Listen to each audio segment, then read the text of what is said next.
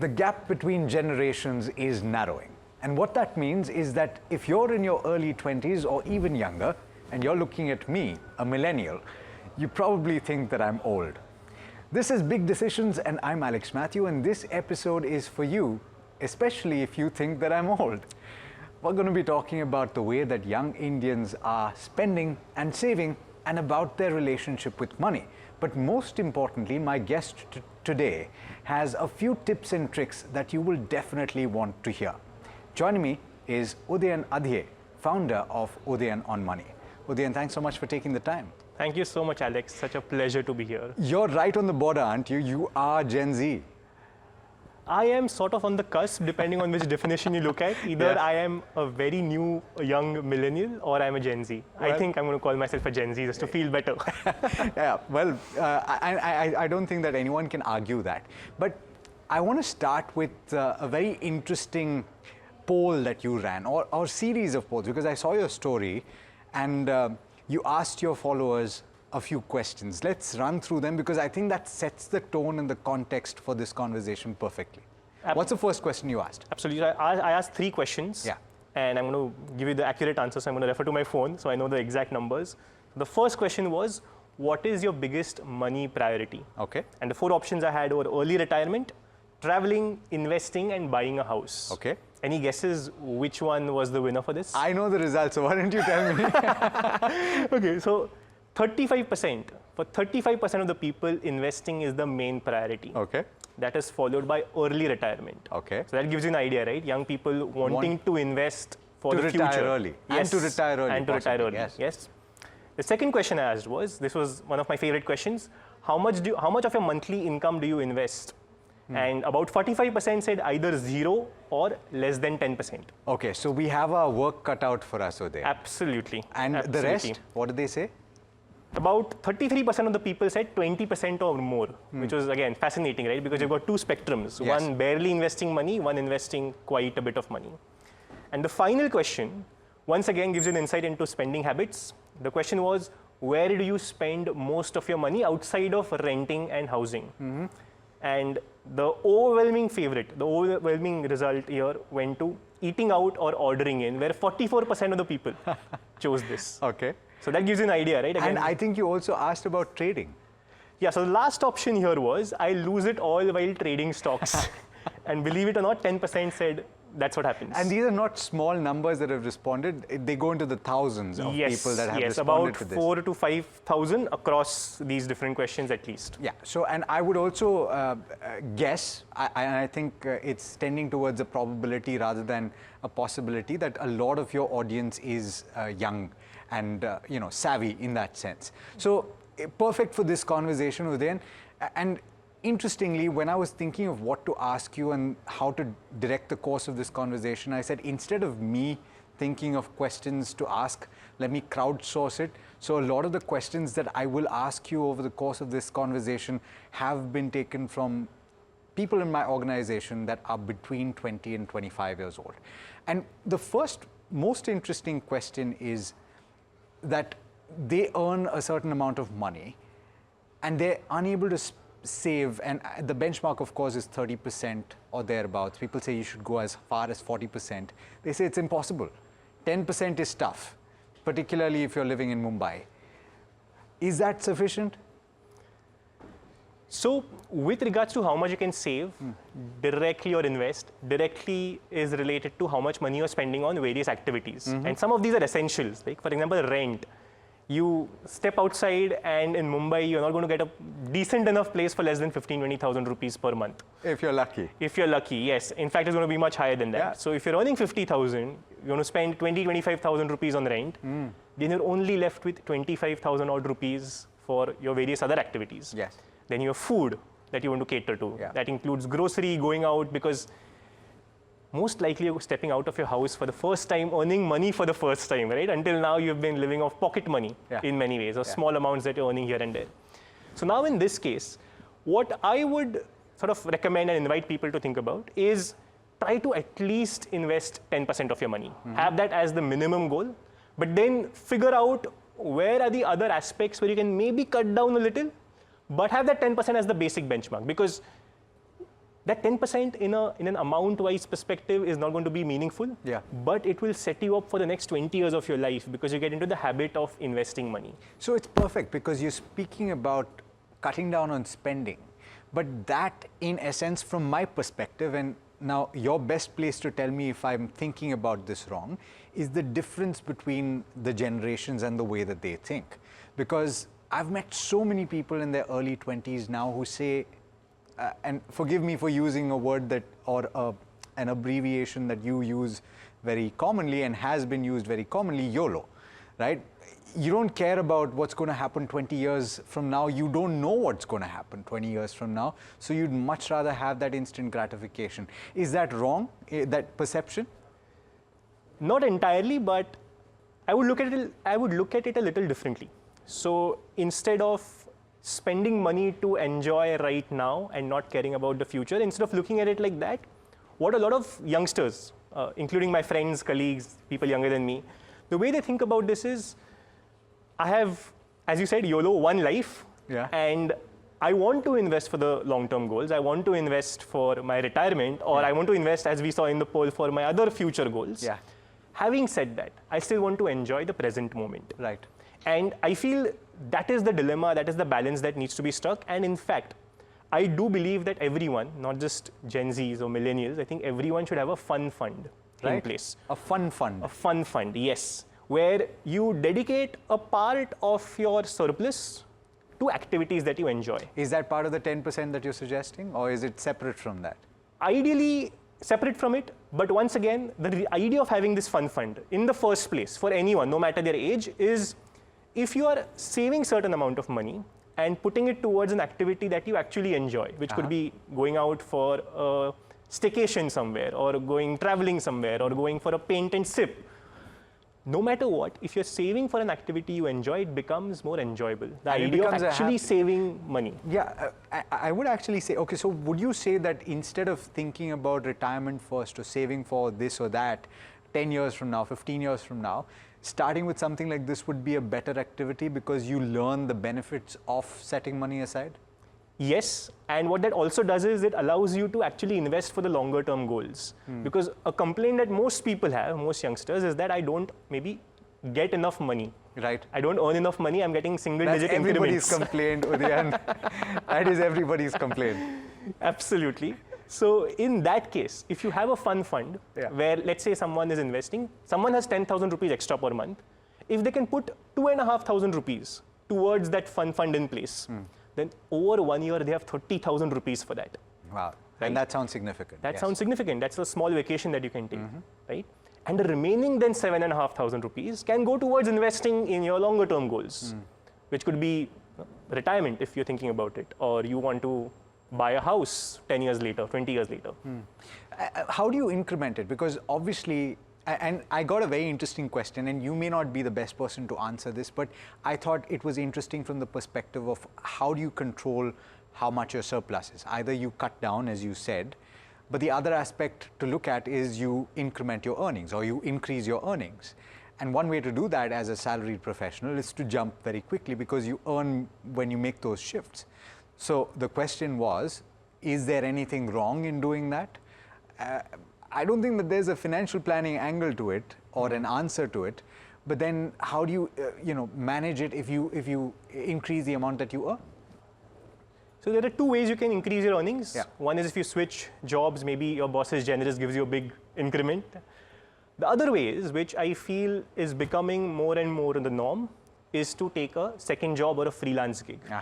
And one more thing I would invite, again, all youngsters and even, again, older people to think about is apart from a fun fund, we are having too many funds now, apart from having a fun fund, have an education fund as well. Interesting, okay. And this could be a traditional degree that you're studying for, or this could also be a course that you're taking, which can build your skill set. Right. Because the moment that happens, you're going to start earning from that skill set. So take up video editing, for example, or can you design YouTube thumbnails, or could be any skill, anything that you're actually passionate about. It could be trading in the markets. That is risky. That is very risky because I'm of the firm opinion that today we're all roaming with a casino in our hands. Right. Where every morning, a lot of youngsters They are tapping away, not really Orders, yeah. tapping away orders, buying futures, buying options without much knowledge. In fact, one study that I read blew my mind that the average holding period for an option in India is just 30 minutes, which gives you an idea, right? How quick people want to make money. Yes. And the biggest challenge is most of them are losing money. So, okay, that makes sense. And we will talk about trading as well. But what you said about earning quickly, I think is the definition of this generation. And, you know, I don't want to sound like a fuddy-duddy old person, right? But the fact is that you want to retire early. Your poll suggested that was the case. And we were talking about this just before the show, and you said that you think that that's a little bit of a broken concept. Can you say why that is? So the entire idea of retiring early, or what they say FIRE, which is financially independent, retire early. Right. There are different versions of FIRE, but the broader version is, can I stop earning today and live off my investments for the rest of my life? Now, for a lot of people, this becomes a flawed concept in my opinion, because if you actually stop working, then how long are you going to enjoy sipping pina coladas by the beach? You have to find purpose in life. Yes. And work for a lot of us becomes the place where we find that purpose. So instead of looking at financial independence as this elusive goal, or this one goal where suddenly everything now makes sense, I am happy, there are no more deadlines, there's no tension with regards to work, think about it from the perspective of, it gives me now more liberty, more freedom to do the things that I want to do. So I'm not driven by my boss telling me you have to report here at 9 a.m. Yeah. Or you don't have to work a Sunday just because your boss is saying so. So the reason I wanted to ask that is the next aspect, which is when you said that people want to earn money quickly, I feel that because this goal is foremost in the minds of so many people, so many young people, they want to earn money quickly. They want to make their money work much harder than what a lot of people, older people, when they were that age, thought of and felt that was possible, right? So I know that my dad was much more conservative than I am, and I know that I am much more conservative than a lot of people younger than me, but that's just a fact of life. Why is it not such a good idea to have that kind of an aggressive mindset when you're looking at your investments? I feel a lot of our parents' generation, they looked at money in terms of survival. So they worked hard, wanted to send us to the best colleges, make us independent enough so that we have a standing and can leave our own mark. Yeah. For a lot of us who are fortunate, that has happened. Where for you and me now, survival isn't the game. Yes. The game is to build on what we already have. Yes. And because of this information explosion that has happened thanks to social media, like I remember when I went to college in the first year in 2013, people around me were asking me what Instagram was. It only became kind of mainstream a few years after that. Today, someone going to college or someone who's graduated, let's say 3 years ago, they were in the middle of that action, right? When a lot of people were telling them how to go about investing money, how to build a second source of income, how to land your next freelance gig. These are conversations now that are more rampant than they were 10 years ago. Yeah.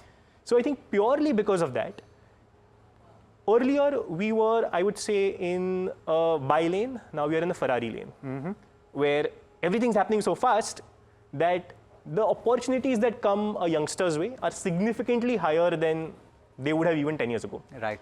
And because I'm at the cusp, right, I'm just about a millennial, just not about a Gen Z, I think I can see the difference very clearly because I could taste this life only after graduating from college. So, but what's the answer then? So it's easy to say, look, adjust your expectations, and there are pitfalls ahead because, Udayan, we're speaking at a time when markets have done incredibly well over the last 4 years. They've not really punished mistakes. Of course, in trading they have, but mistakes in saying, investing in a very aggressive mutual fund scheme, for example, and having your portfolio tilted very firmly towards the riskier side of the market, you've not gotten punished. So it's very easy to say, adjust your expectations, but it's not something that people will do very easily. 100%. In fact, it kind of scares me at times when someone comes up to me and says, I only got 20% annualized returns in the past 3 years. I know, right? That's what Warren Buffett has gotten over his entire career. And people have said 23%. Do you realize that you'll be doubling your money in 3 years? That's crazy, right? Absolutely, absolutely. So I think this is where, because when the COVID crash happened, we were back at the previous highs in 10 months. For the previous crashes in the stock market, it took much longer. Yes. So one of the fastest recoveries, if not the fastest. So now in this case, once again, there's no teacher like experience. Yes. Right? Because when you see the value of your money go down 20%, then and stay there for a while, not recover right away, that is the tricky part. And you and I can predict as to how that would look like. But at the same time, I'm guessing because of the record-breaking SIP inflows that are happening every single month, right? One month after the other, higher SIP inflows. The markets today are driven by domestic investors more than foreign investors. So how this will pan out, we'll have to wait and see. But at the same time, just because I think of the strength of the inflows, it could hold well together. So there are a few pointed questions that might answer, how to approach this, but we have to slip into a very quick break. We'll be back on the other side to tell you, or we'll have Udayan tell you, how you should ideally approach not just your investments, but also how you should save more. Do stay tuned. Welcome back. We're talking about how you should manage your money if you are 20-something or maybe even younger. I'm speaking with Udayan Adhye. Udayan, we've spoken about a few of the pitfalls. We've spoken about the very interesting results of the polls that you conducted on social media. But let's get to the practical aspects. One of the questions that I got today is that if I have 4,000 to 5,000 rupees, should I invest all of it in mutual funds at the start, or should I invest in something else? And what is the first investment that I should make? So the first investment, I'll tackle that first. The first investment you should make is something that is not at all discussed and is not at all sexy. It's not mutual funds, it's not stocks. First investment that you should absolutely make is get a private health insurance. Interesting. Because most people, when they start off working, they have a corporate health plan, which they feel is sufficient, which in many cases it is. But at the same time, if let's say you develop a critical illness or you get into an accident, in that case, it becomes very tricky for you to get insurance later on in life. Now, just last month, there was an insurance regulator circular that potentially will not make this an issue anymore. But we'll see how that is actioned over the next few months. Just so my viewers know what you're talking about, why don't you spell that out? So, as per that circular that the IRDAI released, insurance companies now cannot deny insurance to someone with critical illness history or any severe illness history. Up until now, again, no insurance company in their terms and conditions would have it that we don't cover someone with a heart attack. But at the same time, the underwriting guidelines would sort of reject that policy, reject that application. So in personal finance, and I think this becomes super critical for youngsters again, for everyone, but more importantly, youngsters, personal finance is not a winner's game. So you don't need to hit a 6. You don't need to hit a 6, yes. You don't need to hit a Roger Federer-like forehand. You don't need to do that. Okay. Right? You need to avoid the big mistakes. It's a loser's game. If you can avoid the mistakes, you're going to end up winning it. So how can you avoid the big mistakes? Get health insurance when you're still able to. Get term insurance when you're still able to. Again, because it's really cheap when you can do that. It's really cheap. Yeah. It's again becomes easier to get because you're healthy. And you can top up the insurance later on. Right? You can just buy new insurance policies for term insurance as the dependents in your circle rise, as you have a family, as you have kids, as you buy a house. By doing these things, you're making sure that in the future, you're not digging yourself into a hole. Because let's say you don't have health insurance that you own privately and you, God forbid, get cancer. You can't work anymore. How are you going to pay that big bill that comes in? So term insurance, health insurance, and then after that, even if you delay investing by a few months, then start investing. Then pick your mutual funds. Is 4,000 to 5,000 enough? I'll share something that will blow your mind. Okay, so if you have a 5,000 rupee SIP with a 10% annual step up, that grows at 12%. The Indian markets have done much more than that, but we will be a little more conservative. In 10 years, the amount that you'd have saved up to would be more than 300 times your SIP amount. So if you're investing 5,000 rupees, you have more than 15 lakhs. Right. Over 20 years, that becomes almost 2,000 times. So 5,000 rupee SIP, you're now at 1 crore. Right. And over 30 years, you're now past 8,000 times. So 5,000 rupee SIP is past 1.5 crore. And of course, you're saying increment it and step it up by 10%, but then the ability to step it up is very significant in the first 10 years of your employment or in the kind of earning that you would do. Absolutely, it becomes critical, and I think that is where a lot of Gen Zs and youngsters are wanting to find second jobs or freelance gigs. In fact, in the US, more than 50% of people who are in that age group, right, of between 20 and 27, 28, they are already getting a second income or they want to have a second income. In India, depending on which study you look at, it's again between 60 and 90%. Wow. Where more people once again want to freelance and leave the 9 to 5 entirely.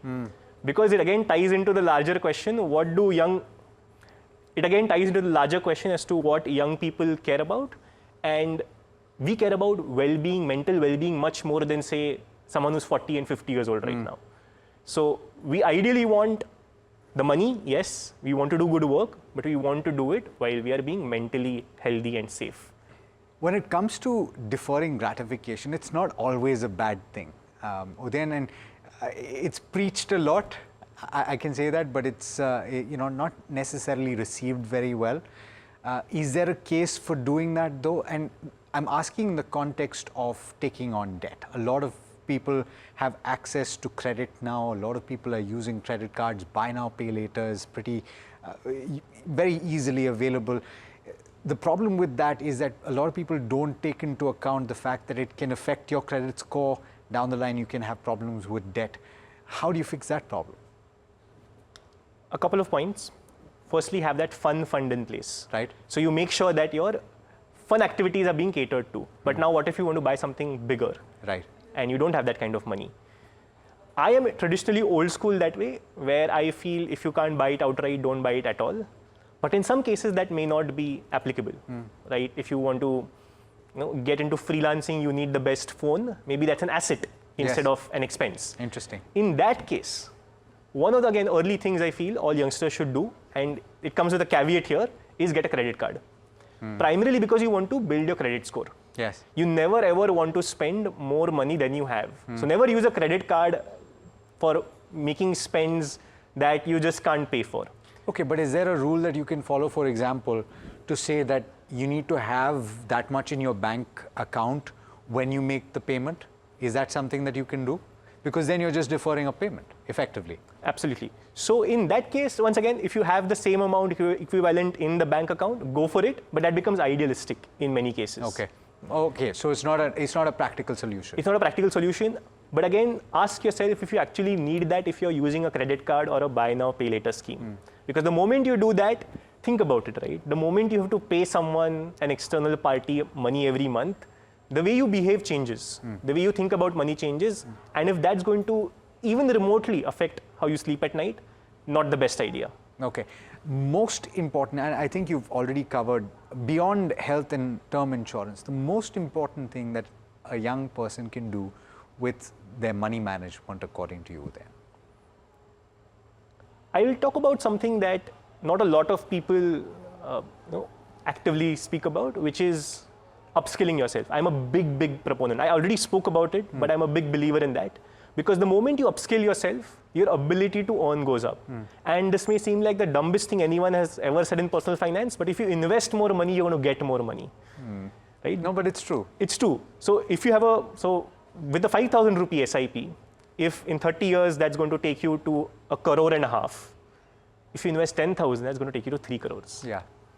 So the best way is to increase your income and try to do whatever you can to do that.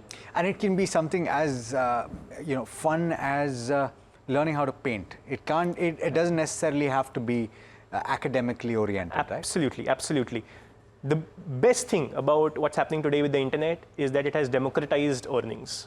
It's no more, there's no rule that you only have to walk down the best institute in the world and that will give you the money that you want or the job that you want.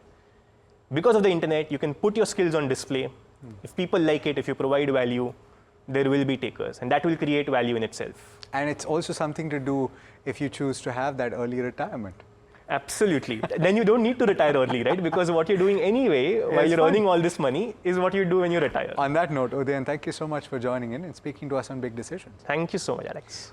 That brings us to the end of this particular edition. And by the way, we've covered a lot of interesting topics over the last few weeks, including what you should do if you're a freelancer, as well as why life insurance is one of the most missold products in the financial markets here in India. So I'd encourage you to go back and check those out as well. That brings us, as I said, to the end of this particular edition of Big Decisions. There's lots more coming up on NDTV Profit, so do stay tuned.